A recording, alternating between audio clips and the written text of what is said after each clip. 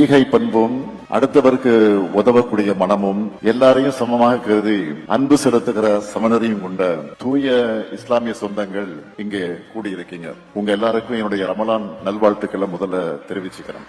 நம்ம திராவிட மாடல் அரசோட மிகப்பெரிய பலமே பெண்கள் தான். மகளிர் நலனை முன் வச்சுதான் ஏராளமான நலத்திட்டங்களை நாம் செயல்படுத்திக்கிட்டு இருக்கிறோம். பெண்கள் நம்ம கூட இருக்கும்போது நம்ம யாராலும் வீழ்த்தவே முடியாது. அதுவும் இஸ்லாமிய சகோதரி நம்ம கூட இருக்கும்போது நம்முடைய பலம் இன்னும் பல மடங்கு பெருகிடும். எல்லாரும் சொன்னாங்க, தேர்தல் அறிவிப்பு வந்திருக்கு. இந்த மேடையை பாருங்க. இஸ்லாமிய மக்களுக்கான அனைத்து அமைப்புகளுக்கும் ஒன்னா ஒற்றுமையாக கூடி பேரன்பின் ஈக பெருவிழாக கொண்டாடிட்டு இருக்கிறோம். அனைத்து சிறுபான்மை இயக்கங்களும் ஒரே மேடையில சேர்ந்திருக்கிறாங்க. இதற்கு முன்னால் இது போன்று இருந்ததா என்றால் இல்லவே இல்லை. இந்த ஒருங்கிணைப்பை ஏற்படுத்தியது திமுக. இந்த ஒற்றுமைதான் தமிழ்நாட்டுக்கும் அவசியம், ஏன் இந்திய நாட்டுக்கும் அவசியம்.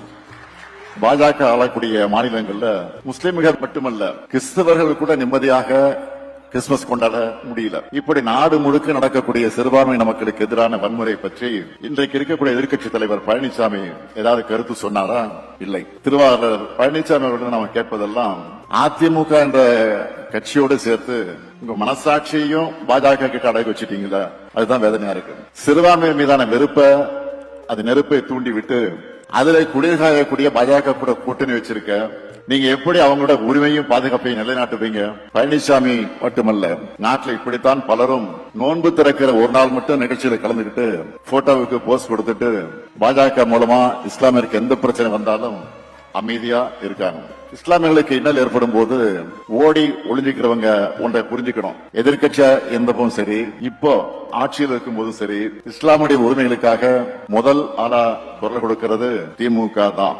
தொடர்ந்து களத்துல இறங்கி போராடுறோம். அதனாலதான் சிறுபான்மையின மக்களும் என்னைக்கும் திமுகவுக்கு துணையா நிக்கிறாங்க. தமிழ்நாட்டின் மத நலனுக்கு காப்பாற்றப்பட சிறுபான்மை மக்களும் பெரும்பான்மை மக்கள் சகோதர பாச உணர்வோடு பழகுகிற பண்பாடு தழைக்க இந்த ஒற்றுமை என்னாலும் தொடரணும்.